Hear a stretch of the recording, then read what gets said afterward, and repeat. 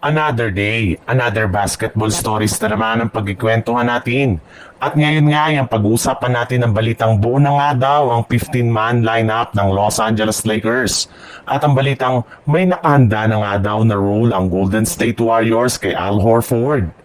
Bagamat man nga ilang linggo na lang ang natitira bago magsimula ang training camp, ay patuloy pa rin nga ang pagsilabasa ng mga trade rumors patungkol sa Los Angeles Lakers. Marami pa rin nga ang mga fans ang umaasa na gagawa pa sila ng move o trade para lamang mapalakas ang kanilang lineup sa mga susunod na araw. Pero ayon nga sa ikinumpirma mismo ng Lakers analyst na si Trevor Lane ng Lakers Nation, malaki nga daw ang posibilidad na hindi na gumawa pa ng trade o move si Rob Pelinka sa mga susunod na linggo.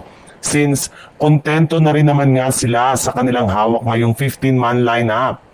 Kung gagawa man nga sila ng pagbabago sa kanilang team, ay gagawin na lamang nga nila ito bago ang trade deadline sa Pebrero. Titingnan at obserbahan muna daw po nila kung gagana ang kanilang kasalukuyan at kung makakatulong ang kanilang mga players kina LeBron James at Luka Doncic.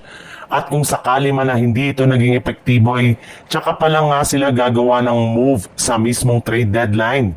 Kaya kahit gaano man nga karami ang nagsilabasa na trade ngayon sa Lakers ay hindi na rin naman nga ito mangyayari. Mas malaki pa nga ang tsansa na kumuha sila ng bagong player sa free agency market kaysa gumawa sila ng trade. Sa ibang balita naman, kahit man nga official nang pumirma si Al Horford sa Golden State Warriors, ay sigurado na nga daw na magiging parte na ito ng kanilang lineup next season.